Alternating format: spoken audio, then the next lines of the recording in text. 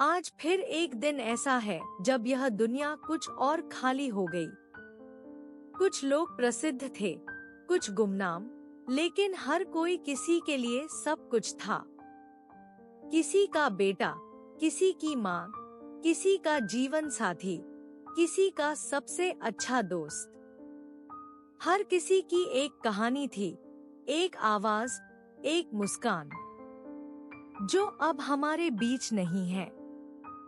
अगर आप मानते हैं कि किसी को याद रखना भी एक सम्मान है, तो इस चैनल को सब्सक्राइब करें। और अब हम शुरू करते हैं। मई के एक सन्नाटे भरे दिन पद्मनाभ त्रिपाठी इस संसार से विदा हो गए। एक शांत मृत्यु अपने ही कमरे में, उसी वाराणसी की गलियों के पास जहां उन्होंने जीवन की पहली कविता लिखी थी। उनकी आयु थी 73 वर्ष और जीवन एक अजस्र धारा की तरह रचनात्मकता, विद्रोह और सेवा से भरा हुआ था। पद्मनाभ त्रिपाठी का जन्म एक साधारण ब्राह्मण परिवार में हुआ था, बनारस के मल्लाह टोला के पुराने मोहल्ले में।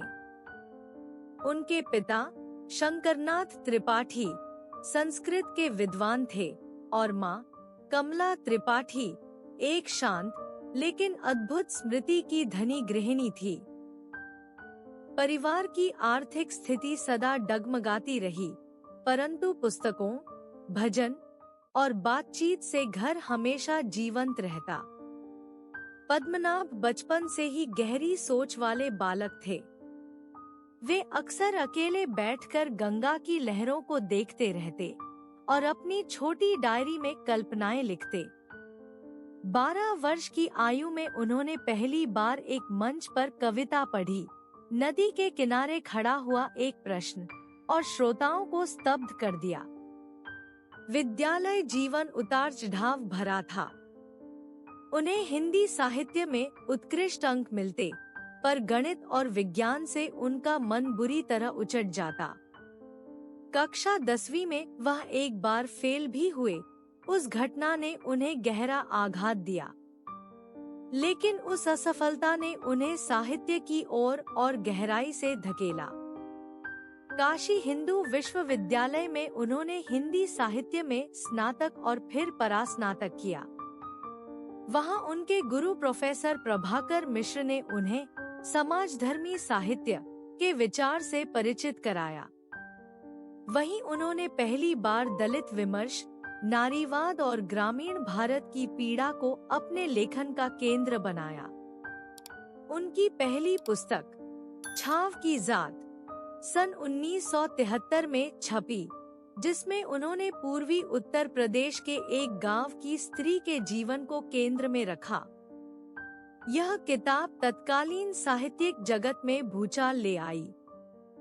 आलोचकों ने उनकी भाषा को कच्चा परंतु ईमानदार कहा, पर सबसे बड़ा तूफान तब आया जब सन 1981 में उन्होंने घोंघे की आत्मकथा नामक उपन्यास लिखा, जिसमें एक बहिष्कृत दलित पात्र की दृष्टि से भारतीय लोकतंत्र और जातिवाद पर कटाक्ष किया गया।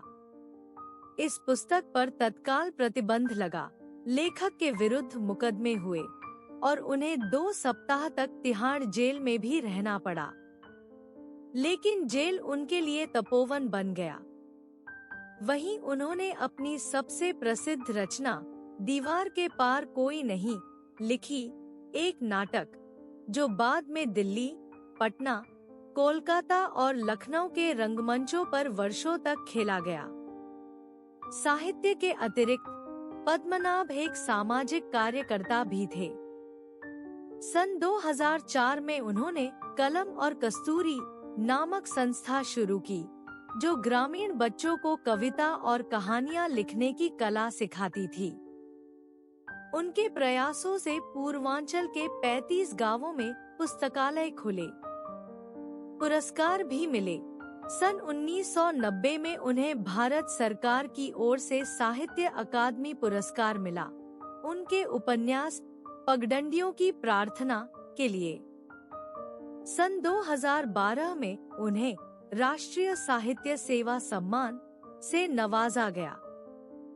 परंतु वे इन सम्मानों को केवल समाज की स्वीकृति का आईना मानते थे।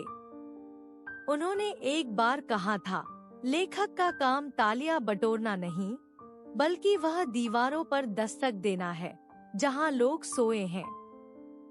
उन्होंने स्नातकोत्तर के समय अपनी सहपाठी उमा पांडे से विवाह किया था, जो स्वयं एक नारीवादी लेखिका थी।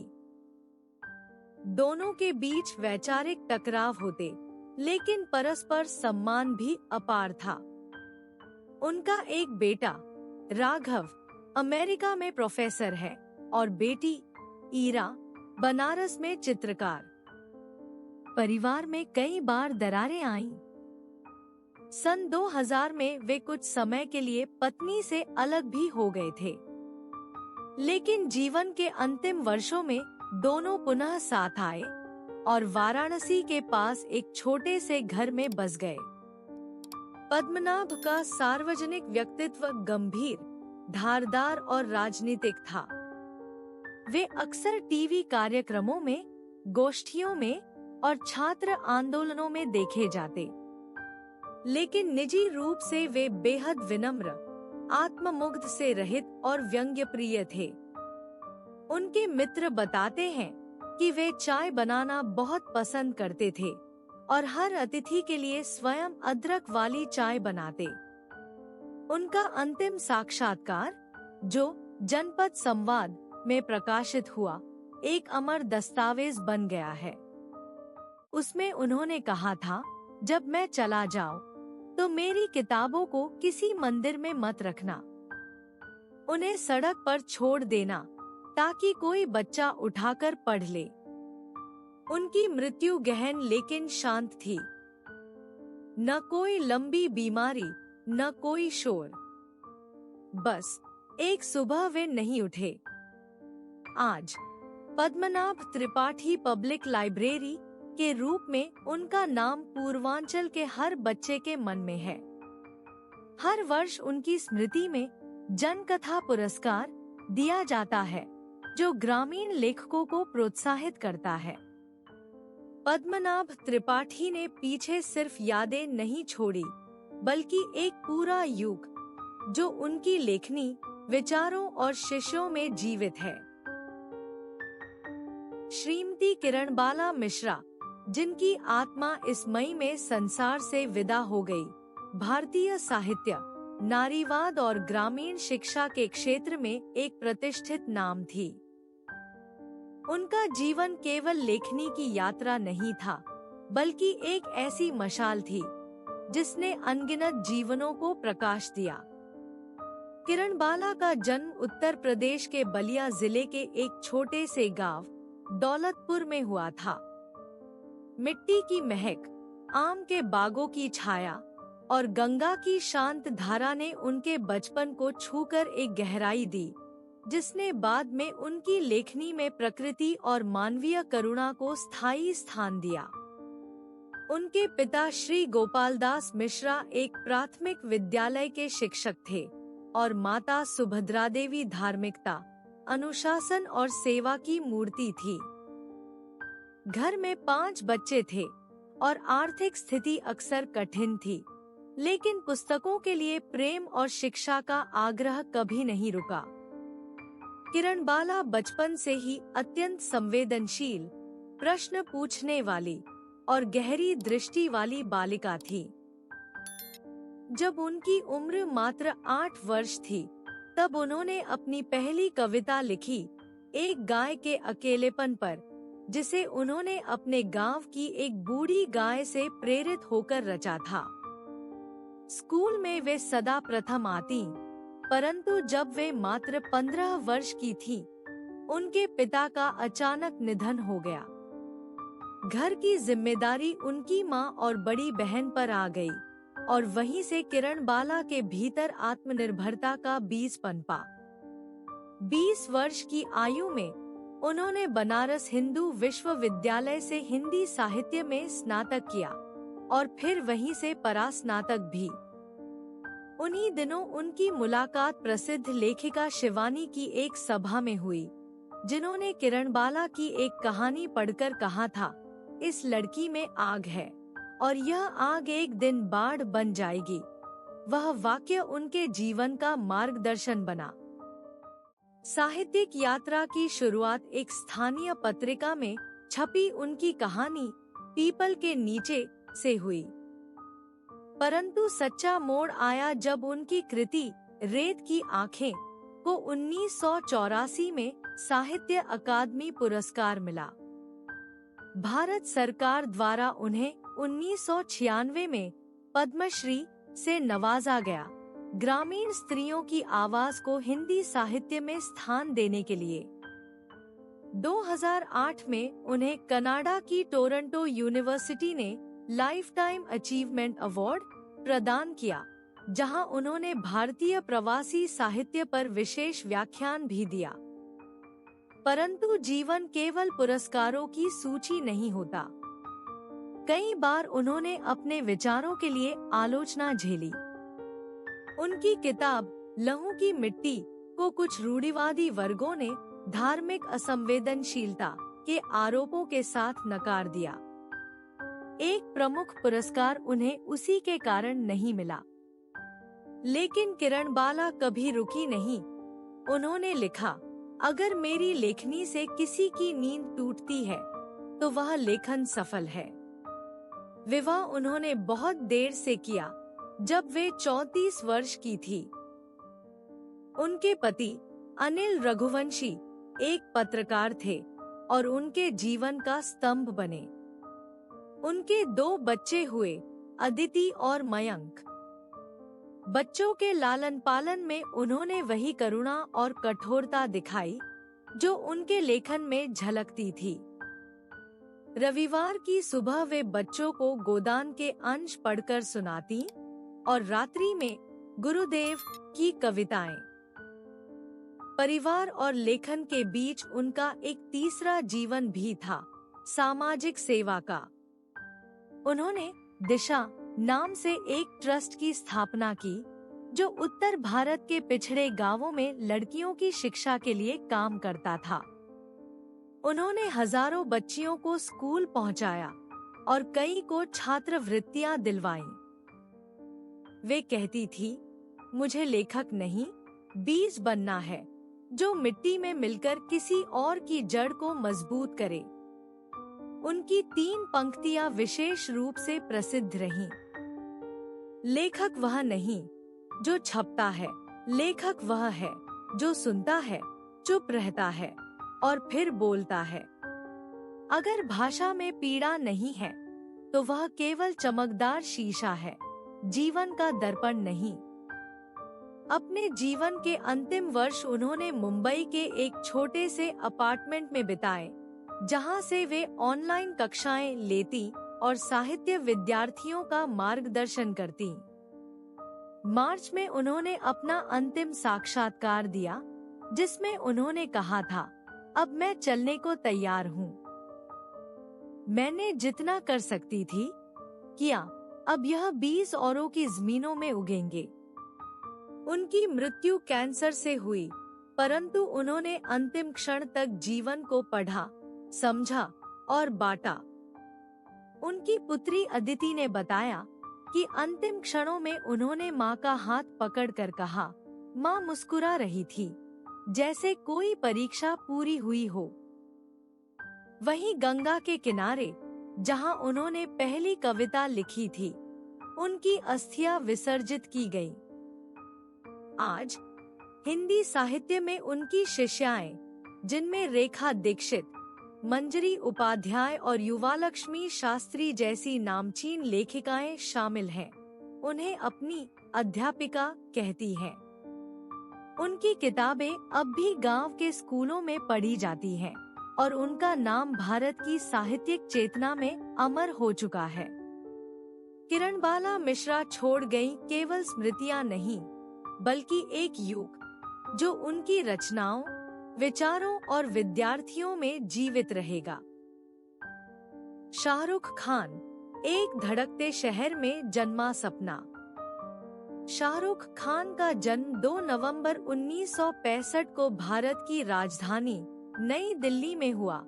एक ऐसा शहर जहां हर सुबह पुराने मंदिरों की घंटियों की आवाज और दूध वाले की साइकिल की घंटी एक साथ सुनाई देती है। जहां लाल मिट्टी की खुशबू राजधानी एक्सप्रेस की सीटी से मिलती है। जहां इतिहास हर मोड़ पर सांस लेता है और भविष्य हर लाल बत्ती पर खड़ा होता है। यह वह शहर था जो रियासतों से आया था और महानगर बनने की जद्दोजहद में था। इसी शहर की हलचल, इसकी गर्मी, इसकी भागती सांसों ने शाहरुख के भीतर वह बेचैन सपना बोया, एक आम लड़के को असाधारण बना देने वाला सपना। वह दक्षिण पश्चिम दिल्ली के राजेंद्र नगर में पलेबड़े, एक मध्यम वर्गीय इलाका, जहां हर घर में कहानियां बसती थी और हर बालकनी में सपनों की डोरी बंधी होती थी। एक छोटा सा फ्लैट जिसमें किताबें, दवाइयां और हंसी एक ही कमरे में सांस लेते थे। उनके पिता मीर ताज मोहम्मद खान एक स्वतंत्रता सेनानी और गहरे विचारों वाले व्यक्ति थे। पेशावर से आए, विभाजन की आग में बहुत कुछ खोया, लेकिन विचारों में कभी समझौता नहीं किया। वे दिल्ली हाई कोर्ट में वकालत भी करते थे, पर जीवन संघर्षों से भरा रहा। उनके व्यक्तित्व में गहरी संजीदगी थी। वे शब्दों को तौलकर बोलते थे और बच्चों को अपनी सोच की आजादी देते थे। उनकी मां लतीफ फातिमा खान एक मजबूत लेकिन बेहद कोमल महिला थी, शिक्षिका और सामाजिक कार्यकर्ता जिनकी आंखों में उम्मीदें झलकती थी और हाथों में परवरिश की दुआ। वह घर का स्थिर केंद्र थी। रोज सुबह सादा नाश्ता, स्कूल के बाद गर्म पराठे और रात को किताबों के पन्नों के बीच सो जाना। मां बेटे के बीच एक अनकही साझेदारी थी। शाहरुख के चेहरे के उतार चढ़ाव को वह बिना शब्दों के पढ़ लेती थी। उनका बचपन सरल था, पर कल्पना से भरपूर। वह नजरों से दुनिया को तौलते थे, हर भाव को महसूस करते थे। शाहरुख बचपन से ही जिद्दी थे, पर वह जिद किसी के खिलाफ नहीं, बल्कि अपने भीतर की सीमाओं के खिलाफ होती थी। उनके लिए हर चीज एक मंच थी। माँ के दुपट्टे से बना पर्दा, दोस्तों के सामने सुनाई गई फिल्मी कहानियाँ या स्कूल की असेंबली में सुनाया गया कोई भाषण। वो अपने शब्दों से लोगों को बांध लेते थे। यह करिश्मा जन्मजात था। जब वह सिर्फ 15 साल के थे, उनके पिता की मृत्यु हो गई। यह क्षण उनके जीवन का पहला बड़ा धक्का था। एक बच्चे के जीवन से एक आदर्श, एक दोस्त, एक संरक्षक अचानक चला गया। उन्होंने अपने दुख को चुपचाप भीतर समेटा और खुद से कहा, अब मुझे कुछ बनना है ताकि अब्बू जहाँ भी हों, मुस्कुरा सकें। यह वही समय था जब उन्होंने अपनी भावनाओं को कला में ढालना शुरू किया। स्कूल की पढ़ाई सेंट कोलंबस स्कूल, दिल्ली से हुई, एक ऐसा स्कूल जो अनुशासन और नवाचार दोनों को बराबर अहमियत देता था। शाहरुख वहां पढ़ाई में अच्छे थे, लेकिन उनकी असली चमक खेलों और मंच पर दिखती थी। वह हॉकी, फुटबॉल और क्रिकेट तीनों में निपुण थे, लेकिन सबसे ज्यादा जान थिएटर में बसती थी। उनके अंग्रेजी अध्यापक ब्रदर जॉर्ज ने उन्हें मंच पर पहली बार देखा और कहा, "This boy doesn't act. He lives on stage." वे अपने पहले मंचन, द कास्केट, में एक बूढ़े आदमी का किरदार निभा रहे थे। जिस भावनात्मक गहराई से उन्होंने किरदार निभाया, वह उनके शिक्षक और सहपाठियों दोनों को चौंका गई। उस दिन से लेकर थिएटर दिल्ली यूनिवर्सिटी के मांडवली कॉलेज तक उनका दूसरा घर बन गया।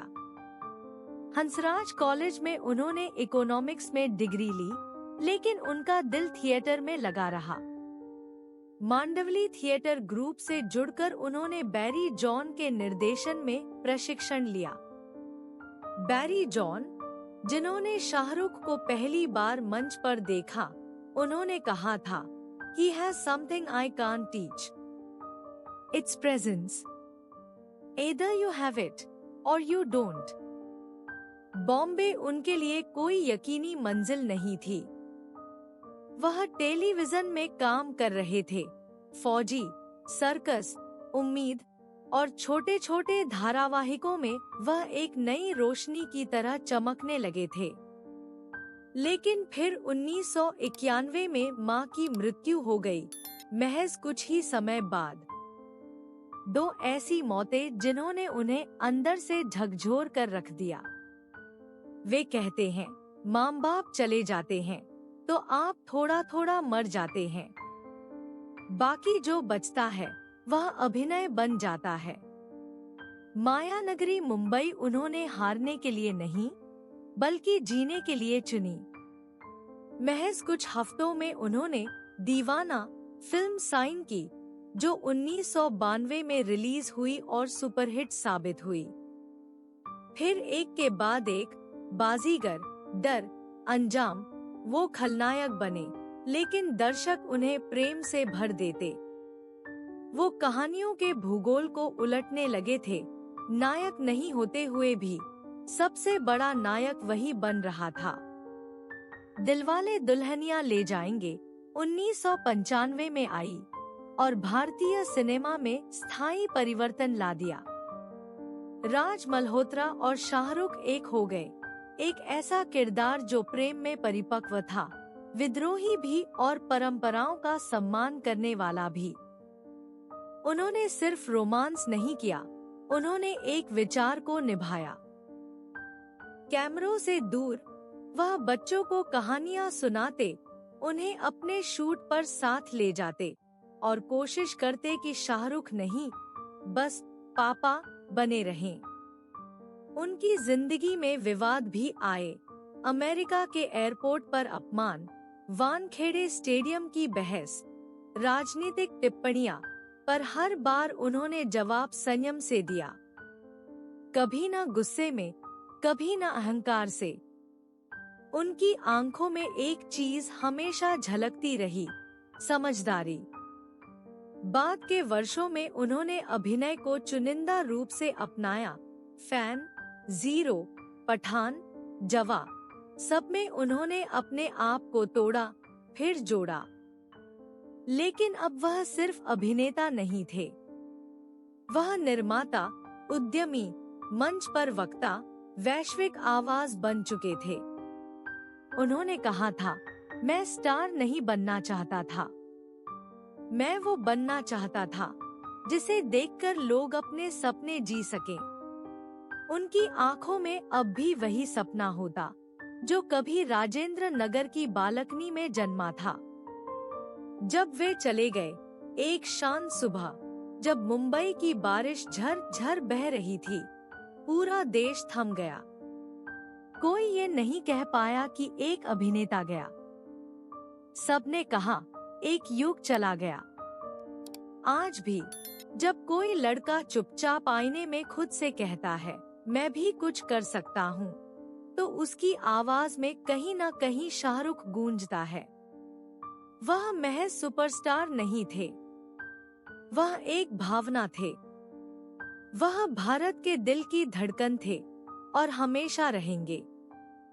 शाहरुख की मृत्यु के बाद देश भर में मातम छा गया था, न केवल उनके प्रशंसकों के बीच, बल्कि उन लाखों लोगों में भी जिनके जीवन की किसी न किसी सुबह में, किसी उदास शाम में उनकी फिल्मों का कोई संवाद गूंजा था।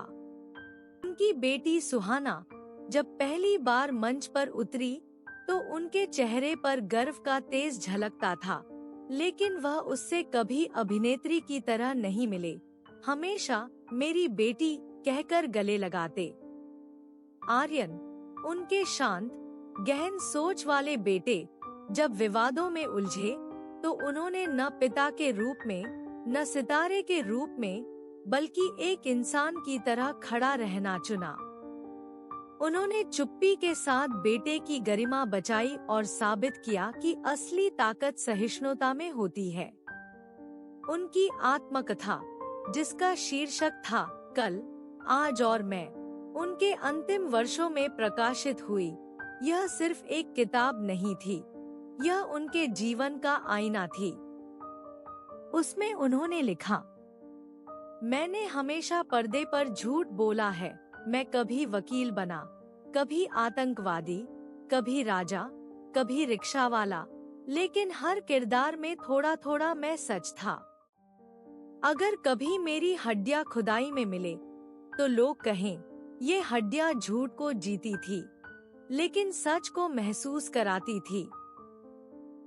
उनकी अंतिम फिल्म किंग, जिसमें उन्होंने एक पुराने अभिनेता का किरदार निभाया था, एक तरह से उनके जीवन की कथा भी थी।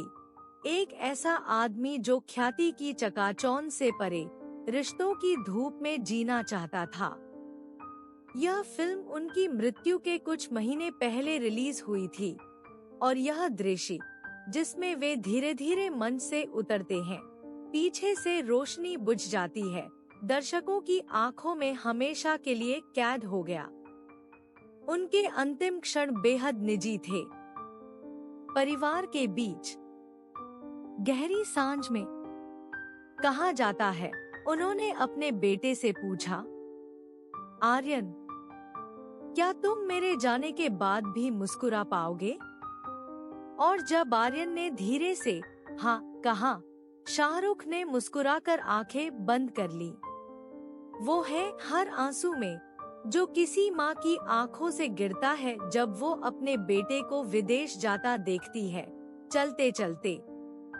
वो है हर चुप्पी में जिसमें एक दिल बिना कहे एक और दिल से कहता है, तुम हो। शाहरुख खान कभी एक नाम नहीं थे, वो एक एहसास थे, एक भाषा, एक रोशनी जो पर्दे से शुरू होकर दिलों तक चली गई।